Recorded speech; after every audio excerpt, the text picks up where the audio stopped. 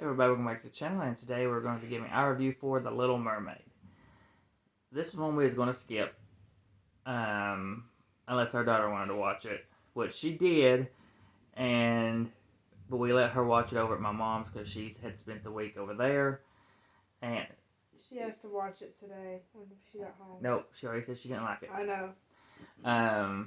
But when she watched it, it didn't keep her attention. She was up all over the place.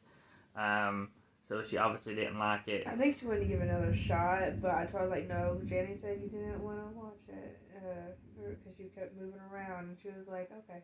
You can tell she doesn't care. No, it didn't interest her. And she was really excited for it at first, too. Yeah. So, but we went ahead, forced her to watch it just to see what her reaction and her opinion on it. Because yeah, I was sitting here. I think what was it? I was coloring or something, and he turned it on. I'm like, what are you doing? She didn't know what it was at first, and then she realized what it was, and I made her sit through it. Which I wanted to watch it, I just wasn't, like, super excited about it. But, basically, this is just a retelling of The Little Mermaid with more extended stuff in it to make it over 2 hours. I'll say this.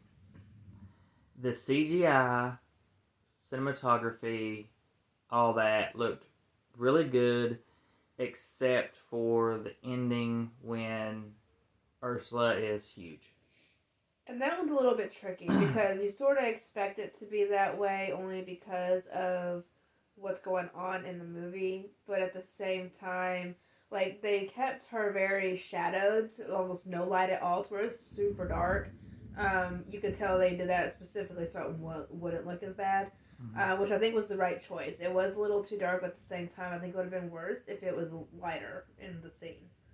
They lit her up better when she was under the water. Yeah. I know people complain or some people, I don't know if all people, saying they couldn't see Ursula well when she was under the water, but I thought she shone really. Yeah, really I don't know well. if it was just a theater issue or what, but when you're watching it on the TV, you see her fine underwater. It's when she's above water when they darken it to where you can't see how bad the look of the CGI is. Yeah.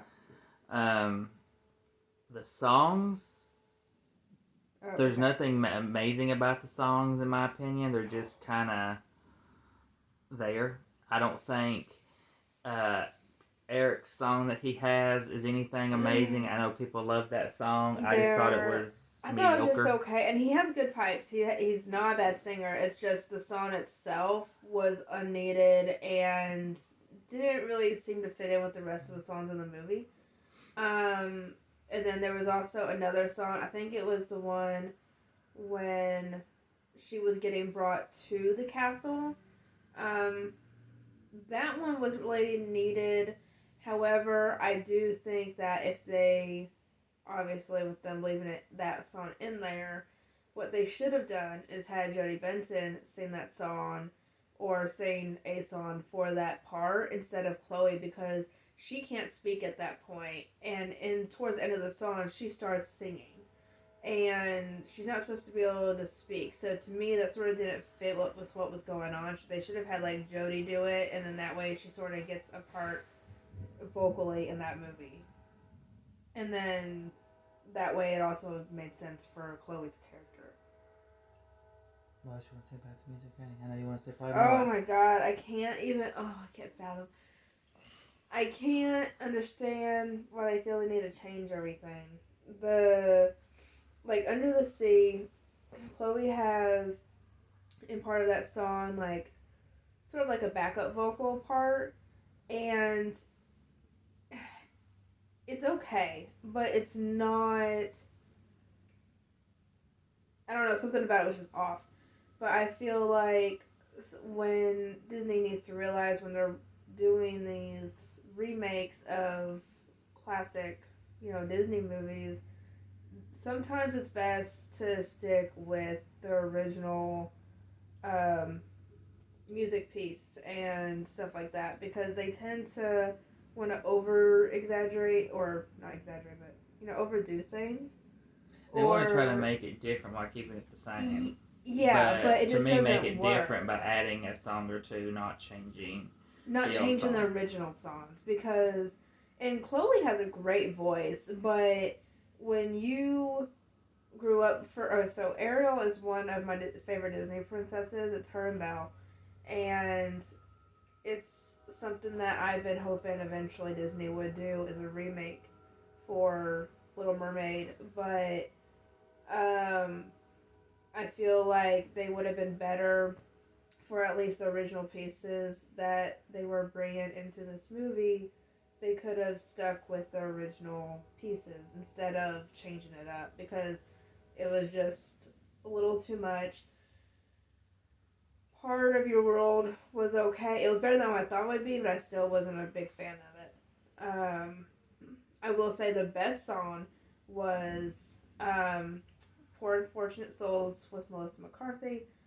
She did really well. I loved her acting in this as well. I thought she did amazing. And her and Aquafina as Scuttle, they were the best. Minus the Scuttlebutt song. Minus the Scuttlebutt song. I could not stand that song, and we had seen it on YouTube several weeks back, and Addison's been saying it almost nonstop, and I can't. I think that's the only reason she would wants to rewatch it. Yeah, I think the only reason was because of Scuttlebutt song. She really likes that song, but I think Awkwafina and Melissa McCarthy made this movie, and I do think the guy that played Prince Eric was very, very good. I didn't really have any big problems with him. He was just sort of there. He didn't really stand out, but he didn't do anything wrong in my opinion either. That's one of my things with this. The Chloe, and the guy that played Prince Eric, they both did good, but they were not great. They both did good, but I also didn't feel the chemistry between them. I just felt like it was two people acting. I didn't feel the chemistry with them. I did, but I didn't. There was one or two times where I felt like they seemed pretty intact with each other, but then a lot of it I didn't. Mm-hmm. I also feel like, because Chloe's an amazing singer, but I feel like she, for some reason in this movie, she just did not bring anything extra to the table for acting or singing. Mm-hmm. She was just there. She was just, I mean, she was good. Don't get me wrong, she was definitely good. It just, she didn't stand out. The parts when she's singing was good. Outside of that, she was just there. And there wasn't anything stellar about her performance. There wasn't anything for us or for me. Wasn't anything amazing. Like I said, I didn't really feel the chemistry there with the guy that played Prince Eric. It just, for me, that relationship didn't work very well. On top of what? No, go ahead. I'll say it. Well, go ahead, because I don't know what you want to say. Maybe something I'm going to say. Oh, well, I was just going to say something, two things. When they, when Ariel gets, to the point where she's being brought to the castle, Eric doesn't find her, like a fisherman does. He, snatches her in a net on accident and brings her to the castle from there, but it didn't, you could tell it was for that extra song when she's being brought to the castle, in my opinion, because there was no other reason why she couldn't have landed, on the beach or whatever, and Eric find her, in the movie. Well, that and the fact that they wanted to have the search party going on, trying to find the girl with the yeah, and the search party thing. But then you also have a point in the movie where, towards the end, when they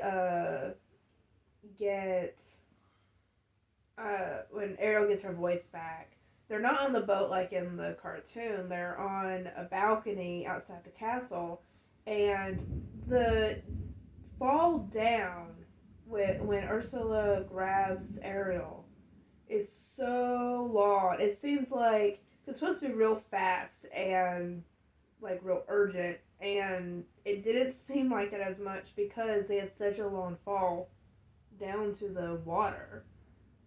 And so I was like, well, that sort of took away some of that tenseness, I guess.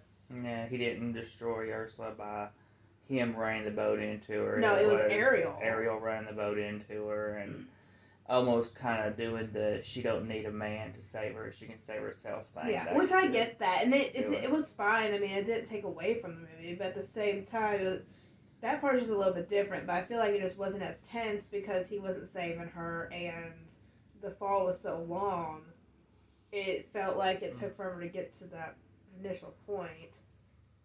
But I don't know. I mean, and then the CGI with Ursula, like, you couldn't really tell too bad unless it was close up.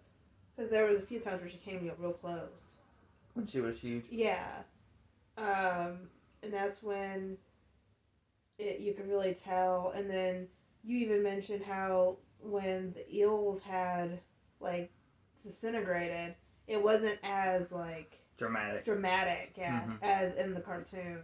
Yeah, it felt more dramatic in the animated movie than in this one. It just feels like in this one it just kind of happens. Yeah. And that's it. You know, oh my lord, they're dead. And she acts like Melissa's character, you know, she acts sad, but it's not like the amount of hurt and anger like that you see in the movie. Like I'd have had her like grabbing the ashes or something of the eels and like crying and then like giving like a mean menacing look or something. Yeah. But it was just kind of like boom, they're dead. Another thing that really wasn't brought up from anybody from the people I heard review this was while the actress that they got to be Ursula when she was a human looked great, looked almost, I don't want to say identical to the animated film, but it looked really good. That's what I had brought up, yeah. The biggest thing with that whole scenario was they turn the character of Ariel into a black girl, yeah, to make Ursula still stay a white girl, and it doesn't make sense how he would not understand it's not her, even though he hears a voice. It doesn't make sense of how he would fall for it, only because when we're looking from his point of view, when he's on the beach and Ariel's brought him up on the beach and she's standing there singing the song over him, when he opens his eyes, even though yes his vision's a little blurry, you can still tell the color of her skin. She has dreads, the color of her hair, the color of her skin. He may not be able to pick out features, but you can still tell it's a black girl standing in front of him. It's somebody with, it's a black girl with dreads and has, I think, almost look like blonde highlights in her hair, I think. It was part of her brown, but you could very clearly tell that it wasn't the other girl just based off the color of her skin, because when he's waking up on the beach, they're showing you Ariel from his point of view, and it's very clearly a different skin tone.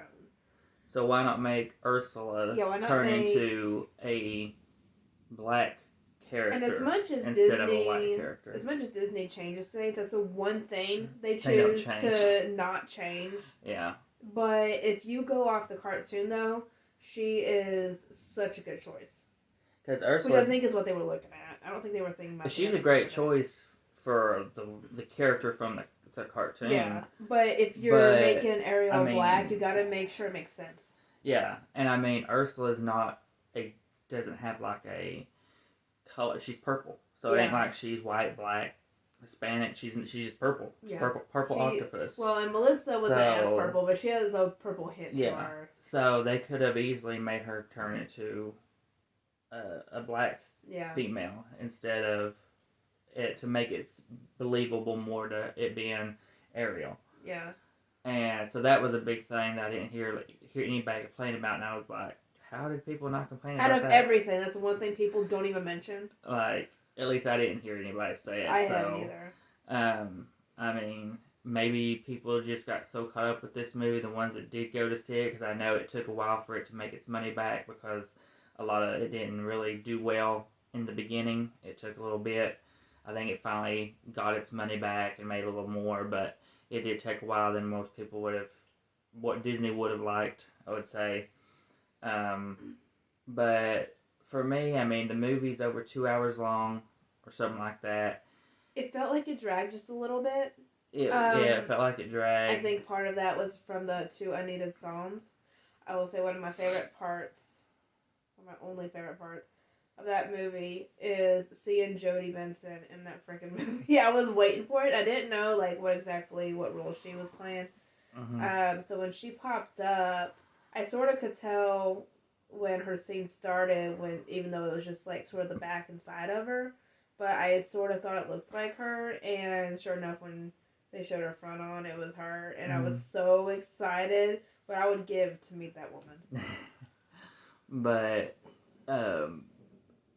this is just another kind of meh live action remake by Disney for a Disney classic. I gave this, I believe it was a 3. I think I gave it a 2.5, 3, something like that. And I gave it a 2, and that's saying something that yours is higher than me because it's my favorite princess.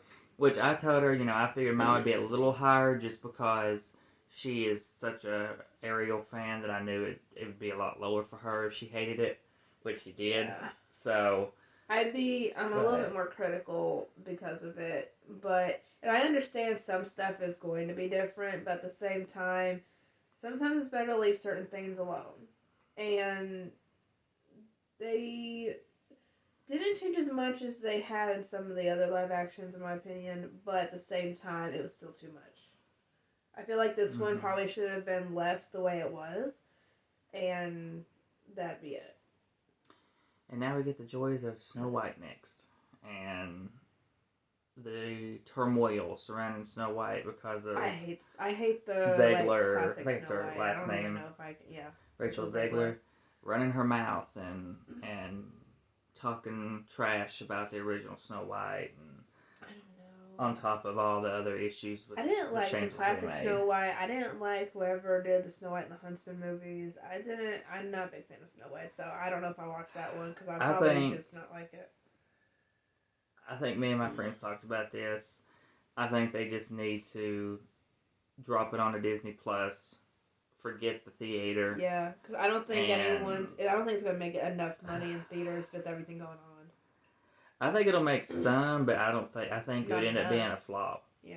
I think they just need to throw it on Disney Plus and just put it on there because it's made. There's no sense of scrapping it, even though everybody wants them to scrap it. Yeah. Just throw it on Disney Plus and wash their hands with it. Wash their hands with Zegler, and not hire her again for anything, and just hope she can pull her career together after this turmoil that she's caused with this movie.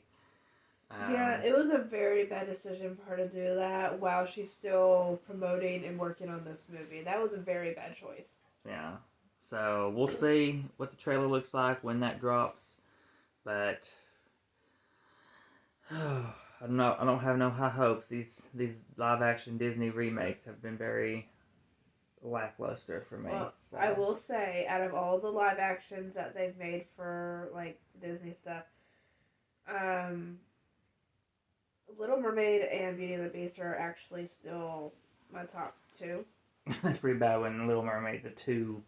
2.5. Beauty and the Beast I liked better. I think I rated that one like a 3. But I'm still not a huge fan of that one either. Those are my 2 favorite princesses. So I feel like... Yeah, we didn't even watch Peter Pan and Wendy. No, I haven't watched Peter Pan and Wendy yet. So I said I watched that. But I have the other stuff. That's probably my favorite. Now, I'd probably do Alice in Wonderland live action Johnny Depp. That's my favorite live action ever, probably. Because... From Disney, anyway. Because it was more fast-paced, and it didn't really... It was a different take on it, so it wasn't really exactly like the original Alice in Wonderland, which is probably why I liked it better. Because I don't like the original Alice in Wonderland that much. But I believe there's anything else you want to say, or is that everything? I think that's it. So that is all for our review for The Little Mermaid. So please comment, like, subscribe, hit the bell to be notified for our videos, and we'll see you all in the next one.